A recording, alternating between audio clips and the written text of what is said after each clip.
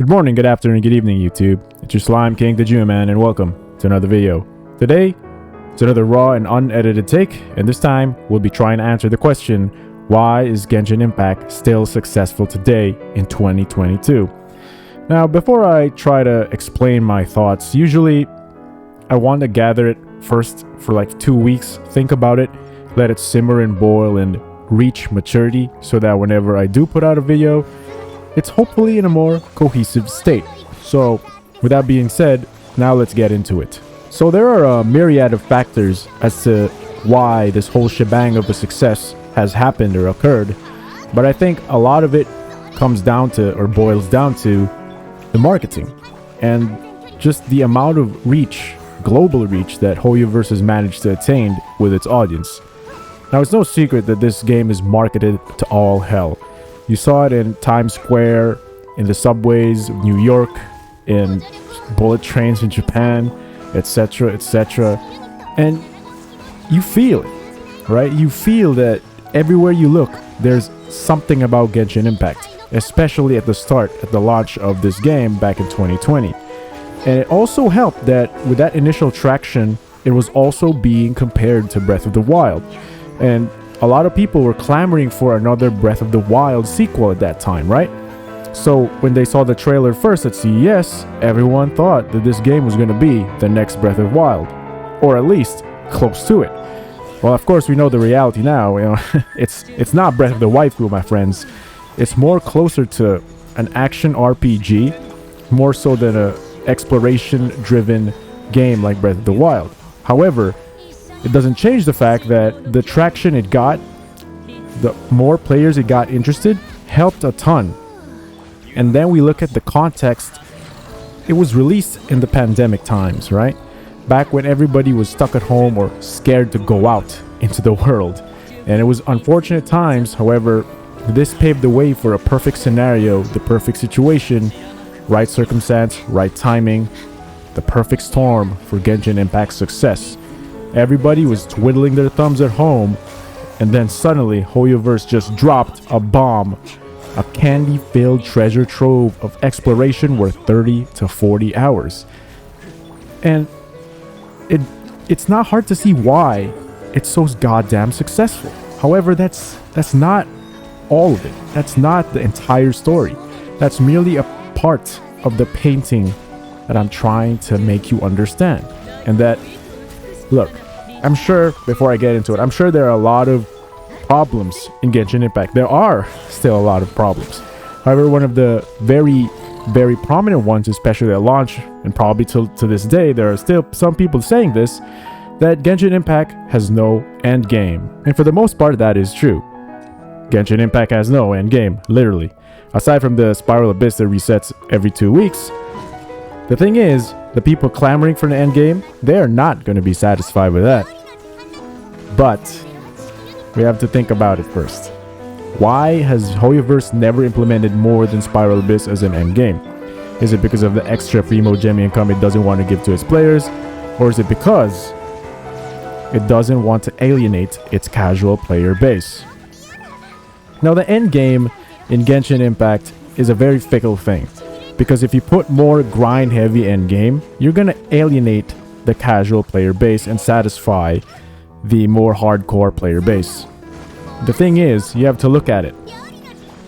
Who makes up the majority of the player base in Genshin Impact? That's not a hard question to answer, alright? It is very easy to say that it is the casual people.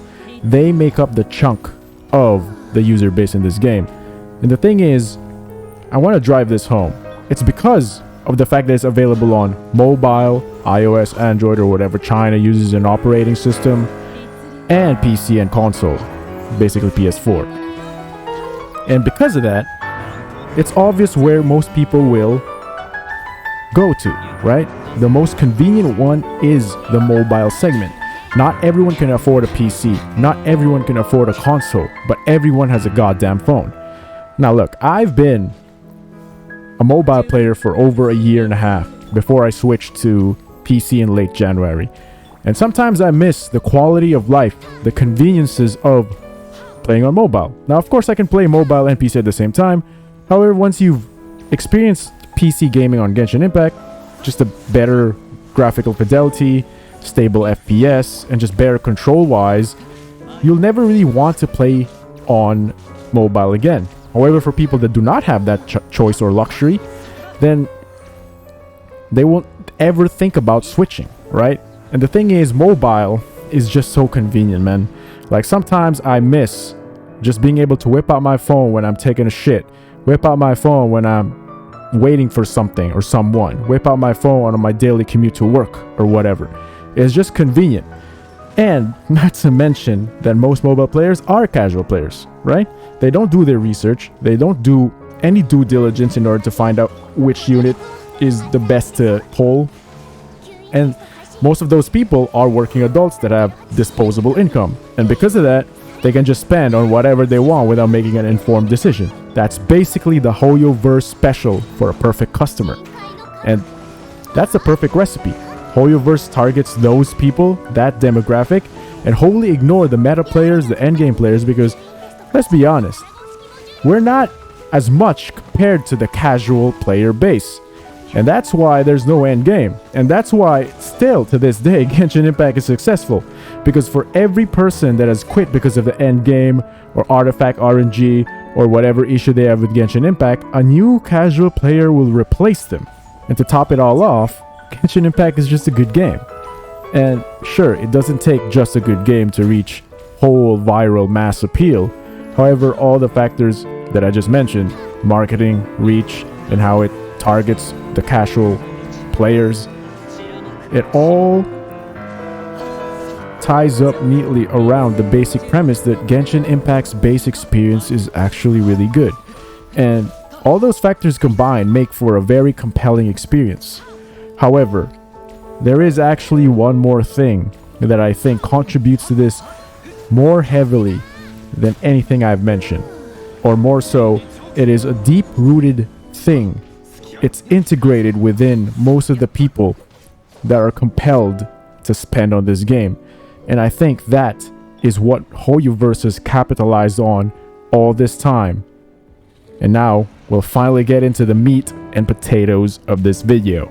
The seeds of Genshin Impact was planted some odd 20 years ago, when your Slime King was just a slime kid.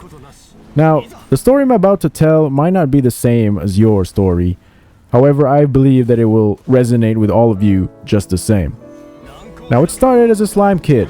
I watched anime on my local TV stations, some horribly dubbed anime, Samurai X, Ghost Fighter, Slam Dunk.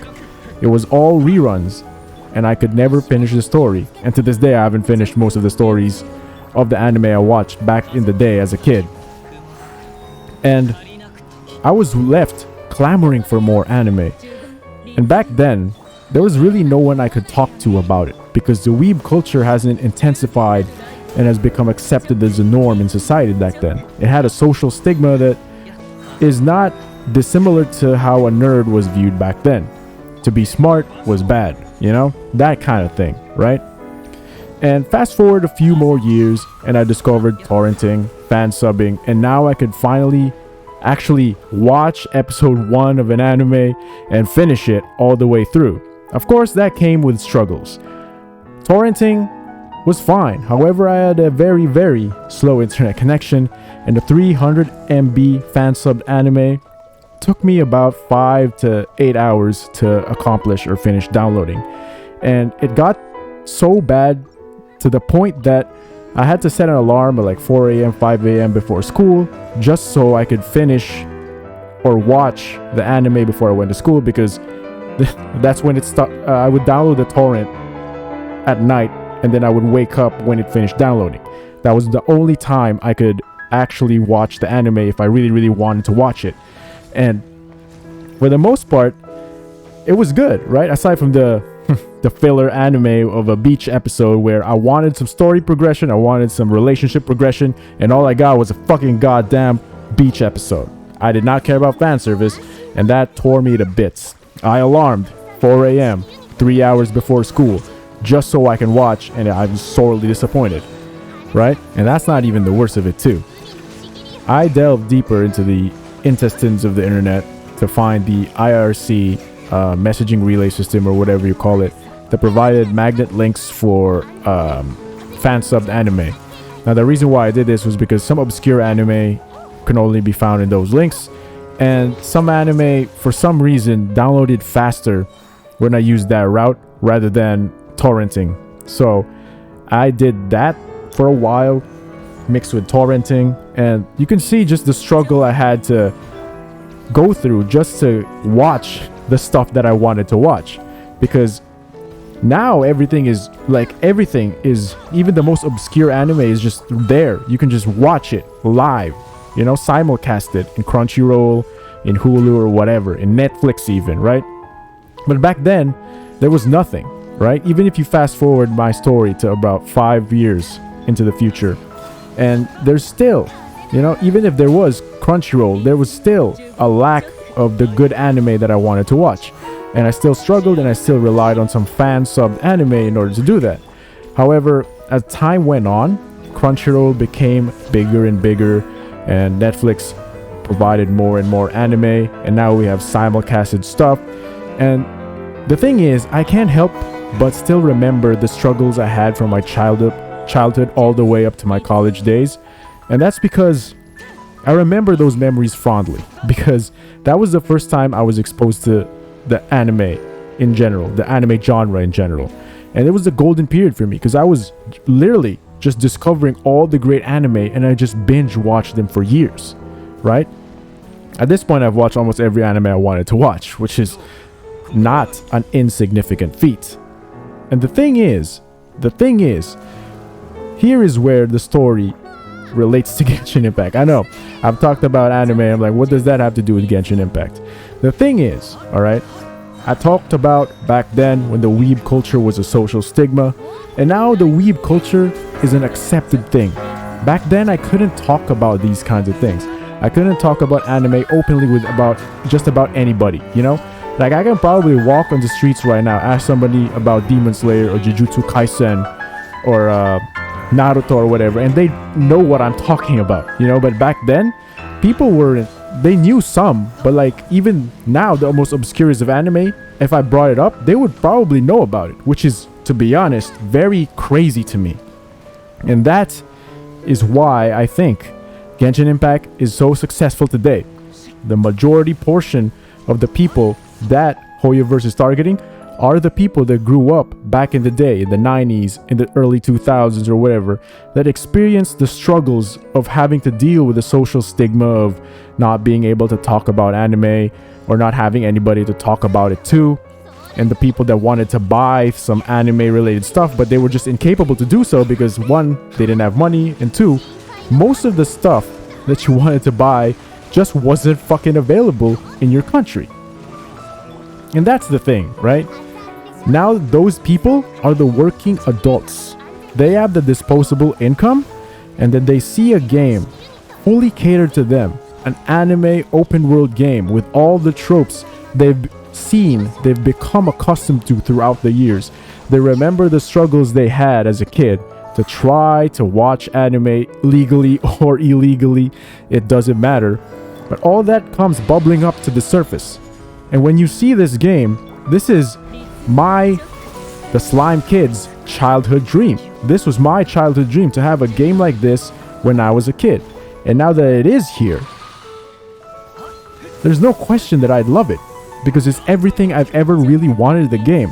Great character design, characters that I can relate with because I've seen these characters, these tropes over and over again, so I know what I'm exactly getting into. The seeds of Genshin Impact were truly planted some odd 20 years ago. And it's those kids that struggled the most to watch anime and yet had the fondest memories of it. It's those kids that fell in love with anime for the first time. And it's not about the marketing or the reach or the casual player base. It's about these kids that grew up slowly throughout the years, from saplings to lush forestry. These are the people that are being harvested by Hoyoverse the most. And you think about it, MiHoYo's tagline before was Tekotaku Save the World.